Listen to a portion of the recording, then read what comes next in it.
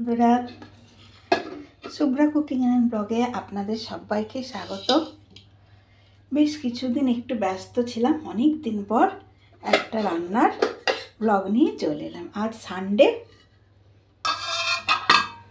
তো সানডেতে কি রান্না করেছি বন্ধুরা একটু দেখিয়ে দিই।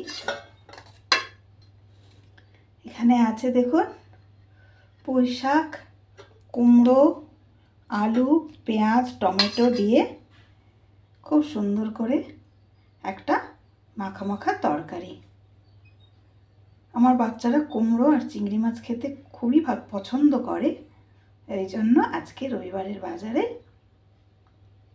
সব দিন পুঁই শাকটা অবশ্য এখানে পাওয়াও যায় না। আজকে পুঁই শাকটা পেতে ভাবলাম একটু কুমড়ো দিয়ে তরকারি করে দিই। এটা খেতে কিন্তু বন্ধুরা দুর্দান্ত হয়েছিল। একটু পাঁচফোড়ন, তেজপাতা, পেঁয়াজ ফোড়ন দিয়ে করেছিলাম। আর প্রথমে চিংড়ি মাছগুলো ভেজে তুলে নিয়েছিলাম।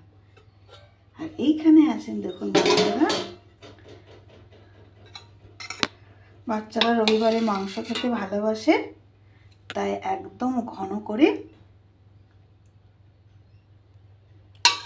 মুরগি মাংসের ঝোলে একটু গাজর দিয়ে করেছিলাম, অল্প একটু ঝাল দিয়ে।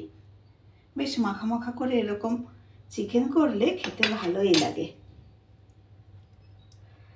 আর আছে গরম ভাত তো আছেই, যদিও রান্নাটা শেয়ার করার আগে দুজনের খাওয়া হয়ে গেছে, তবু ভাবলাম অনেক দিন আপনাদের সঙ্গে রান্নার ভিডিও শেয়ার করা হয় না, তাই একটু শেয়ার করে নিই। চিংড়ি মাছগুলো একটু বড় বড়ই ছিল।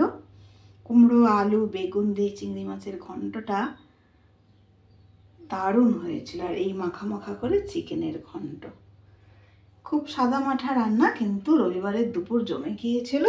আর এইখানে বেশ কিছুটা চিকেন এখনো আছে, যেটা আমি রাতের জন্য রেখে দিয়েছি। এরকম মাখা মাখা চিকেনের কারিটা দিয়ে রাত্রেবেলা রুটি বানালেও খুব ভালো লাগবে। আর বাচ্চাদের জন্য একটু গাজর দিই, তো গাজর দিলেও কিন্তু এটা খেতে বেশ সুস্বাদু লাগে। কোনো অংশে চিকেনের স্বাদ একটুও কম হয় না। তাহলে বন্ধুরা, আমার এই আজকের এই রান্না দুপুরের কেমন লাগলো জানাতে ভুলবেন না।